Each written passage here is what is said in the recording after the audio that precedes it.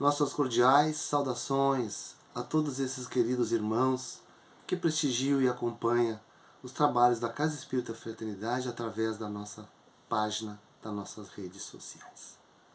Iniciaremos agora as nossas preces e radiações, que é este momento, meus irmãos, em que nós vamos doar aquela virtude que o Pai Maior nos concedeu a todos, a caridade que passa em nosso coração, enviando as nossas mensagens que partem da nossa alma, mediante nossa mente, vamos irradiar e visitar os lares de todos esses entes queridos, para que eles possam receber e agasalhar no íntimo toda essa paz tão almejada, todo esse bem tão esperado.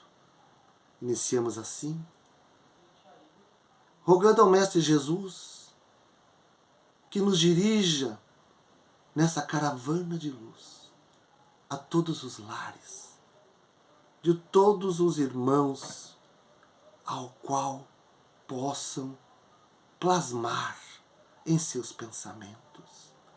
E possam esses lares, meus irmãos, recebendo a sua luz do divino amigo Mestre Jesus, higienizar seus lares contra as reclamações exageradas, rebeldias, teimosias, que possam levar à desunião. Possam todos esses lares comungarem dessa atmosfera fluídica, onde a paz no coração, o respeito e o afeto no lar devem imperar. Rogamos também, Senhor, por todos aqueles irmãos que estão deserdados de pai e de mãe, órfãos que são cuidados nas instituições, que eles sejam tratados com todo carinho. Também aqueles irmãos que se encontram em asilos, possam receber dos irmãos que lá são responsáveis pelos seus cuidados, toda assistência de que necessitam. Oremos, Senhor, pelos aqueles irmãos que se encontram às ruas, nessa época de inverno, onde o frio e a chuva abate esses irmãos.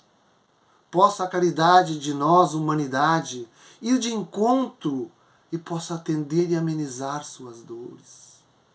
Rogamos, Senhor, por todos os trabalhadores das casas espíritas, em especial a Casa Espírita Fraternidade, para que possamos cada vez mais comungarmos do mesmo ideal de servir ao Mestre. Rogamos pelos hospitais, onde lá médicos, enfermeiros, profissionais de saúde lutam de frente com esta pandemia. Que eles, meus irmãos, lhes seja meritória a dedicação que fazem na defesa da vida. Mas rogamos também, Senhor, pelos aqueles irmãos que partiram, os que estão partindo e que irão partir, para que sejam recepcionados no mundo espiritual com todo o carinho e com todo o afeto de que necessitam. Para aqueles que aqui ficam, que fique, o Senhor, este momento de olhar para dentro de si e refletir na importância de ser solidário e fraterno uns para com os outros e de crerem que somos imortais, que esses irmãos apenas mudaram de endereço. E assim, Senhor, rogando por toda a humanidade que passa essa dura pandemia, que venha a ser uma grande provação para todos nós, de humildade, de caridade, de fraternidade. Que o vosso bálsamo divino, que o vosso amor aqueça todos esses corações. E que assim seja. Saudações, queridos irmãos, sejam todos bem-vindos a mais uma exposição virtual da Casa Espírita Fraternidade, hoje com o tema Amai os vossos inimigos, que está contido no capítulo 12 do Evangelho segundo o Espiritismo. Para que esse estudo se realizasse, foram utilizadas também outras obras além do Evangelho, que são O Céu e o Inferno, de Allan Kardec, o livro Vinha de Luz, pelo Espírito Emmanuel, de Chico Xavier, o Sermão da Montanha, do Rodolfo Caligares, o Evangelho dos Humildes de Eliseu Rigonati e também uma historinha do espírito Meimei. Então vamos ver o que temos a aprender sobre o amor aos inimigos. Quando Jesus pregava o Sermão da Montanha, perto do mar da Galileia, em dado momento ele falou: aprendestes que foi dito, amareis vosso próximo e odiareis vossos inimigos. E eu vos digo, amai os vossos inimigos, fazei o bem àqueles que vos odeiam, e orai por aqueles que vos perseguem e vos caluniam, a fim de que sejais os filhos do vosso Pai, que está nos céus, que faz erguer o sol sobre os bons e sobre os maus, e faz chover sobre os justos e os injustos. Porque se não amardes senão aqueles que vos amam, que recompensa disso tereis? Os publicanos não o fazem também? E se não saudardes senão os vossos irmãos, que fazeis nisso mais que os outros? Os publicanos não fazem também? Eu vos digo que se a vossa justiça não for mais abundante que a dos escribas e dos fariseus, não entrareis no reino dos céus. São Mateus, capítulo 5, versículo 20 e de 43 a 47. Se hoje, ao ouvirmos que devemos amar os inimigos, ainda temos dificuldade em exercermos esse ensinamento do Mestre, imaginemos naquela época em que a sociedade era mais ignorante e embrutecida e tinha como justiça a aplicação da lei de Moisés, que preconizava olho por olho, dente por dente, mão por mão, pé por pé. Essa lei baseava-se no Código de Hammurabi, de alguns séculos antes de Moisés. Na época, a lei de Talião foi um avanço para a história humana, pois a pessoa que era agredida só poderia agredir o agressor na mesma medida, impossibilitando de fazer o mal aos seus familiares ou às pessoas da mesma tribo. A humanidade ainda era incapaz de compreender que todos os homens, embora de raças distintas, são irmãos e filhos do mesmo Pai. Por isso, Moisés teve de ensinar aos seus tutelados a amarem os da sua tribo e da sua família. Jesus ampliou o ensinamento de Moisés, ensinando-nos que até mesmo o nosso próprio inimigo é o nosso próximo, pois é nosso irmão em Deus.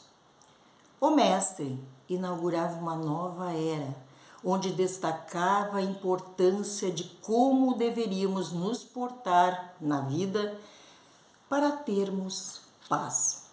Mas quem são realmente os nossos inimigos?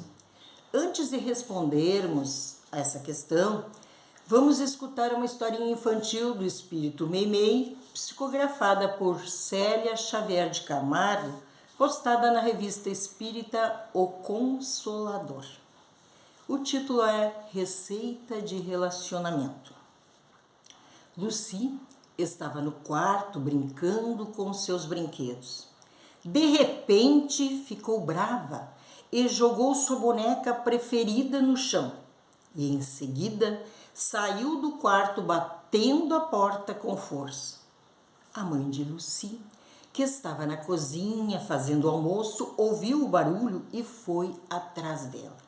O que está acontecendo, minha filha? A menina respondeu azeda.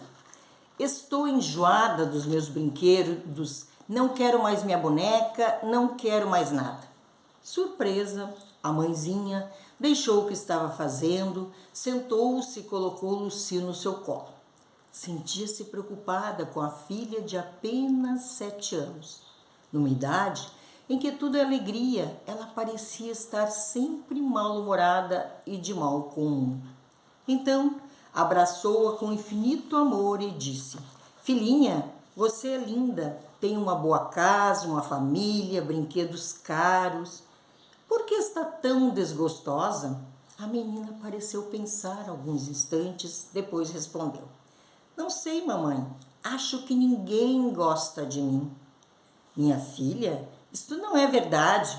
Todos a amam, pode acreditar. O que nós precisamos é ser gratos a Deus que nos deu uma vida tão boa e tanto amor. Você tem a mamãe, o papai, seus irmãos, suas amiguinhas. Meus irmãos vivem brigando comigo. Paulo, porque é mais velho, acha que pode mandar em mim. E Júlio, por ser pequeno, acha que tem direito a tudo. Eu pego um brinquedo e logo ele quer e tenho que dar para ele. Não é justo. E na escola também ninguém gosta de mim. Minhas colegas são umas chatas. Com muita paciência, a mãe explicou à menina.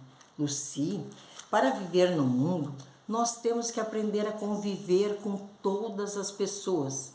Se nós vemos defeito nelas, elas também com certeza veem defeitos em nós, porque ninguém é perfeito. Então, olhando pela porta da cozinha, a mãe viu uma cena encantadora e mostrou para a filha. Veja, Lucy, o seu cãozinho brincando com o gatinho do Paulo. Não é lindo? A garota estranhou o comportamento deles. Mas eu ouvi dizer que gatos e cães são sempre inimigos. Você mesmo vive dizendo que eu e o Paulo brigamos como cão e gato. Exatamente, filha, porque é o que normalmente acontece. Gatos não fazem amizade com cães. A menina voltou a olhar encantada a cena. O gatinho e o cachorrinho rolavam brincando sem parar. Então, por que esses dois aí estão agindo diferente dos demais? A mãe pensou um pouco e respondeu: Cada um de nós escolhe o próprio caminho, o que deseja ser ou fazer. No caso desses dois bichinhos tradicionalmente inimigos, eles viram que nada existe que os separe e se dão muito bem juntos. Entendeu? Entendi, mamãe. Quer dizer que eu também posso conviver com meus irmãos sem brigar? Isso mesmo, filha. Além disso, você não sabe como eles a veem. Você gostaria que os outros só vissem o seu lado bom? Então procure ver neles também só o lado bom. Não critique, não brigue, seja amiga, companheira. Converse com eles e vai se surpreender. Use isso como se fosse a receita de um remédio que você precisa tomar todos os dias para ficar curada. Lucy aceitou a sugestão da mãe. A partir daquele momento, ela passou a agir diferente com os irmãos. Começou por aproximar-se mais do pequeno Júlio. Sentou-se para brincar com ele na sala e viu que o irmãozinho ficou todo feliz. Até deu-lhe um brinquedo, o que a surpreendeu. Quando Paulo chegou da escola e encontrou Lucy brincando com o irmão caçula, ficou admirado.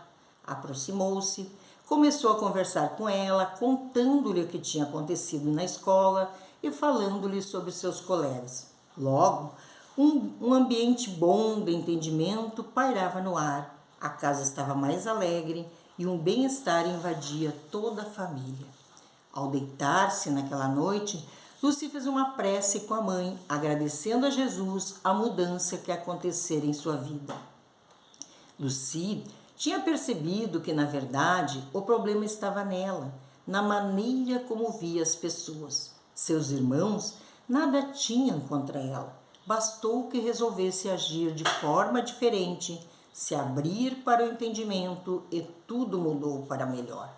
Antes de dormir, ainda pensou: amanhã vou testar a nova receita que a mamãe me deu com as colegas da escola. Espero que dê certo. Vimos que a menina Lucy acreditava que ninguém gostava nela e via todos como seus inimigos. No entanto, após a conversa com a sua mãe, procurou mudar suas atitudes e se surpreendeu com a maneira com que os outros a tratavam bem. Assim como Lucy, muitas vezes, nós também pensamos que as pessoas não gostam da gente e agimos de forma errada com elas. Reportando-nos à questão anteriormente formulada, veremos que os nossos piores inimigos são aqueles que acalentamos no imo do nosso ser. No caso de Lucy, ela estava muito desconfiada. Mas também os piores inimigos são o nosso orgulho, o egoísmo, a raiva, o ódio, a cólera, a maledicência, a vaidade. São as nossas sombras, as nossas imperfeições que prejudicam nossa caminhada evolutiva. Jesus, conhecedor profundo na natureza humana, sabia das nossas mazelas e sempre indicava o remédio salutar, o qual traria menos sofrimento ao nosso ser. Ele indicava o amor aos inimigos e proferiu as seguintes palavras: se não amardes senão aqueles que vos amam, que recompensa tereis, uma vez que as pessoas de má vida amam também aqueles que as amam? E se não fazeis o bem, senão aqueles que vô-lo fazem, que recompensa tereis, uma vez que as pessoas de má vida fazem a mesma coisa? E se vós emprestais senão aqueles de quem esperais receber o mesmo favor, que recompensa tereis? Uma vez que as pessoas de má vida se emprestam mutuamente para receber a mesma vantagem? Mas por vós, amai os vossos inimigos, fazei o bem a todos e emprestai sem disso nada esperar. Então vossa recompensa será muito grande, e sereis o Filho do Altíssimo, que é bom para os ingratos e mesmo para os maus. Sede, pois, cheios de misericórdia, como vosso Deus é cheio de misericórdia. São Lucas, capítulo 6, versículo de 32 a 36. O Mestre nos mostrava que o verdadeiro amor transpassa a barreira da família, do círculo dos amigos e deve ser estendido também aos inimigos. Pois as pessoas de má vida, os mafiosos, os criminosos, aqueles que ainda mantêm uma conduta muito errônea perante as leis divinas, também amam seus familiares, se emprestam e ajudam-se mutuamente. Então, que recompensa teremos se fizermos o mesmo?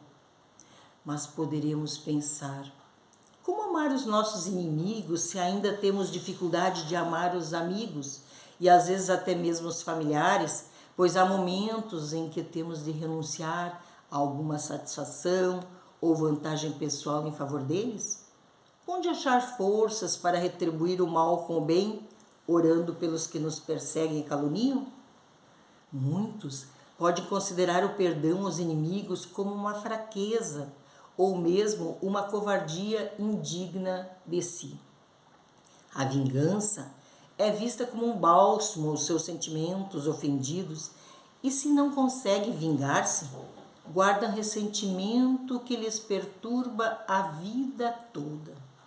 Outros sentem um prazer mórbido ao saber de algo ruim que infelicitou seu algoz e ainda afirmam receberam o que mereciam. Assim, as palavras do Mestre soam absurdas e inexecutáveis, embora revelem a mais alta filosofia de vida. Mas os sentimentos de vingança, do ódio, do rancor, das mágoas e ressentimentos acumulados geram doenças, pois quem alimenta o mal contra o inimigo inflige a si mesmo danos maiores do que lhes pode causar. A doutrina espírita nos elucida sobre a lei da reencarnação e o ensinamento do Mestre sobre o amor aos inimigos poderia parecer um contrassenso sem essa lei. Porque se vivêssemos só uma existência e depois da morte tudo acabasse, por que haveríamos de forçar nosso coração e amar quem nos odeia? Por que teríamos de orar pelos que nos menosprezam? Se temos ciência da lei da reencarnação, que a vida não termina com a morte do corpo físico, cientes de que não iremos para lugares de beatitudes nem de tormentos, e que o ódio liga-nos pelos laços de sofrimento, ao passo que o amor une pelos laços da felicidade, cabe-nos repensar as nossas atitudes, pois a morte não nos separará dos inimigos, assim como não nos separará dos amigos. Nós, conhecedores dos ensinamentos da doutrina espírita, temos como meta a ser alcançada amar os nossos inimigos.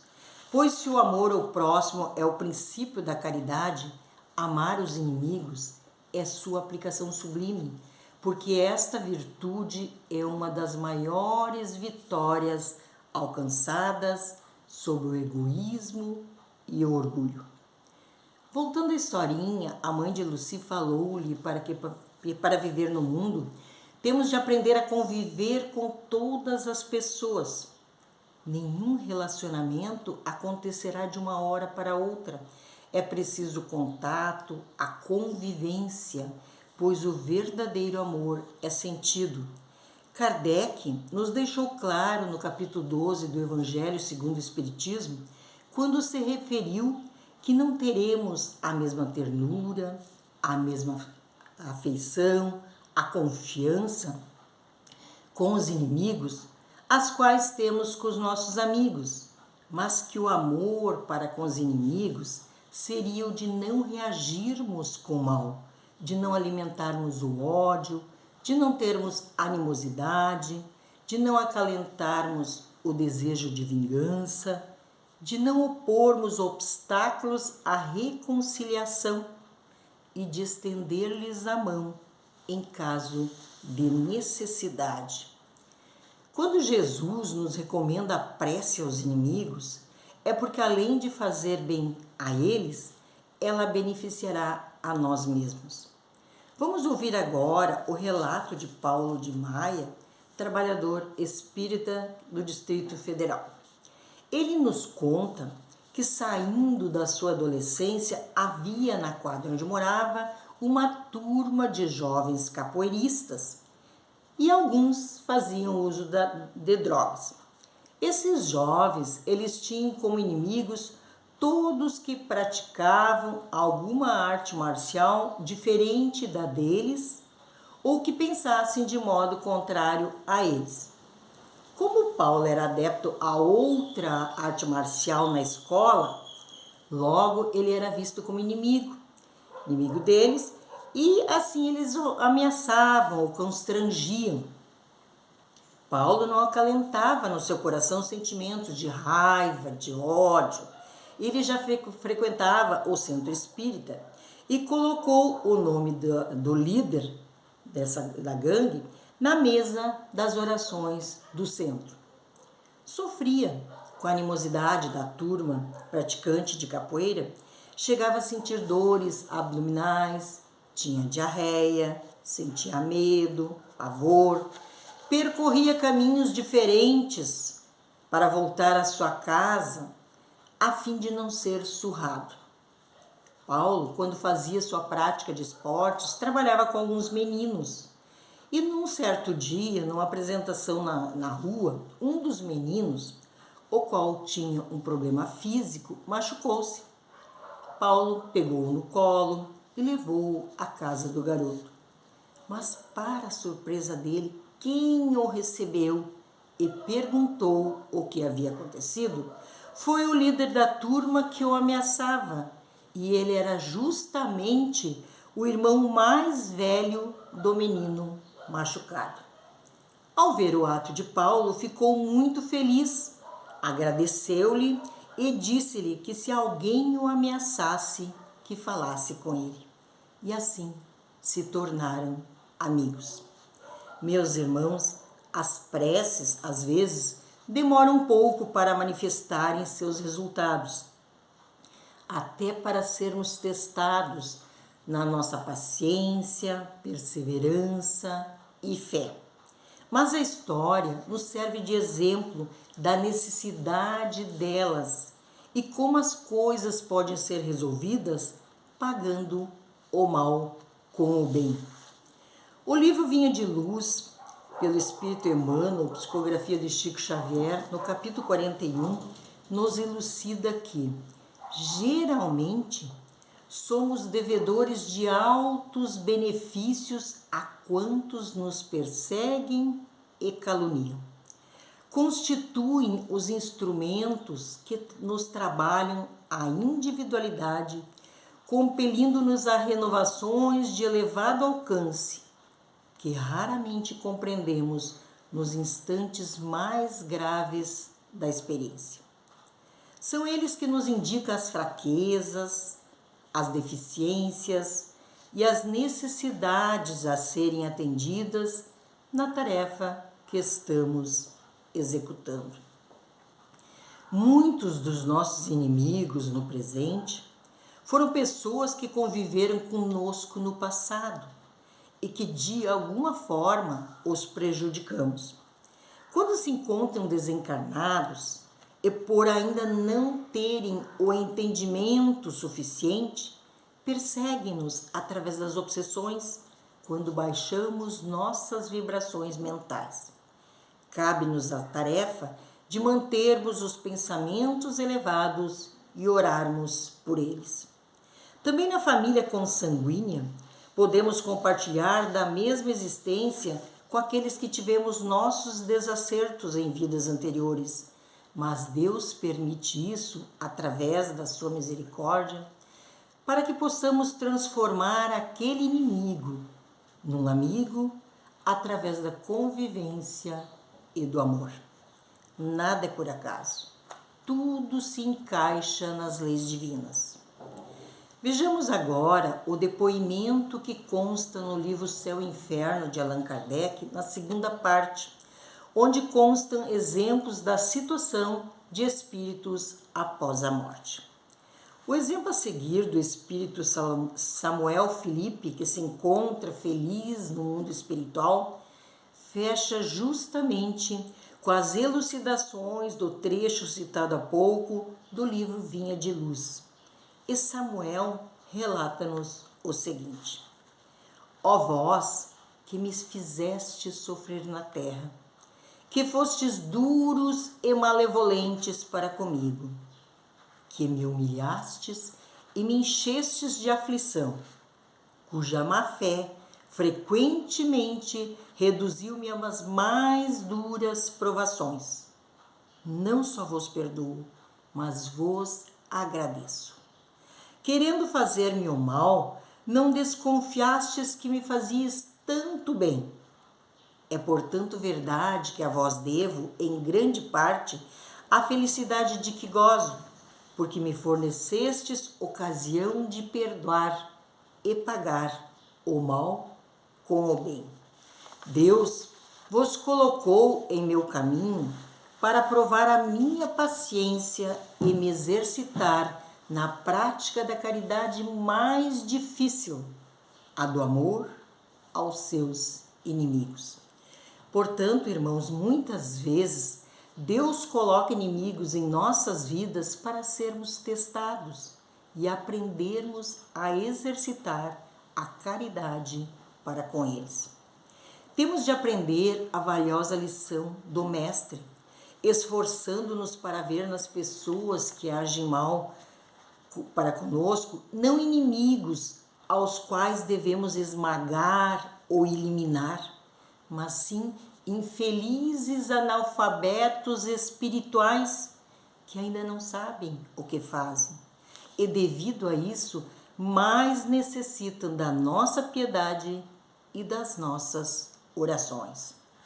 Quando não controlamos as nossas emoções, aquela explosão nossa fará com que aquele homem da caverna, aquele homem primitivo, reapareça em nós.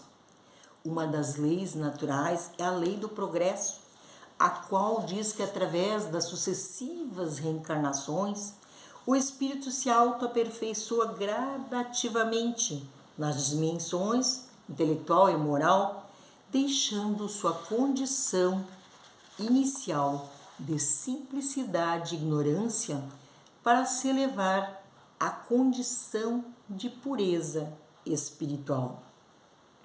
Já reencarnamos inúmeras vezes.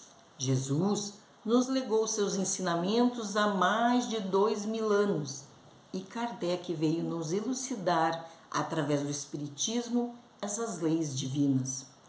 No capítulo 17 do Evangelho segundo o Espiritismo, Kardec nos elucida que reconhece seu verdadeiro espírita pela sua transformação moral e pelos esforços que faz para domar suas más inclinações.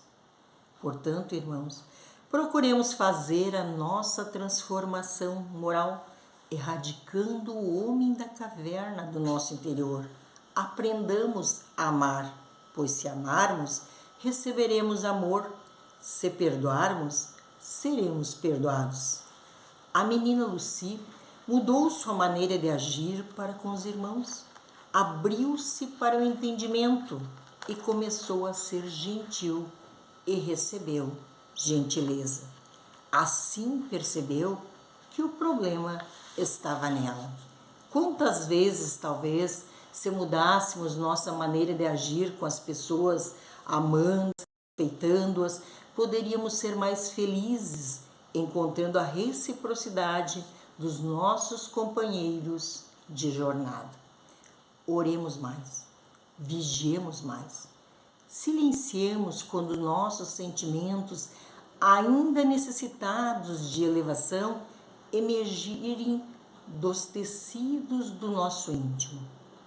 Que nestes dias difíceis e inevitáveis de transição planetária, possamos, como cristãos, fazer com que a caridade norteie nossos pensamentos, palavras e gestos, pois assim o reino dos céus se instalará em nosso imo e com ele brotará a paz que antecede o novo alvorecer. Muito obrigada por mais essa oportunidade e que o Pai de infinita bondade derrame sua luz sobre todos. E que assim seja. Meus irmãos, vamos aqui agradecer a exposição de hoje, realizada pelo nosso querido irmão de trabalho em Cristo. Que possamos refletir sobre essas lições, usando a nossa mente para compreender, mas principalmente a vontade de se esforçar para implantar em nós esta conduta que o Mestre trouxe em suas lições. Que cada um de nós agasalhe no seu íntimo, lá do seu coração, essa lição prestimosa do Mestre Jesus, onde diz que todos nós somos da família universal de Deus. E aqui a lei maior é amar a Deus, mas amar o próximo como a si mesmo. Portanto, meus irmãos, nos amamos. Que assim seja.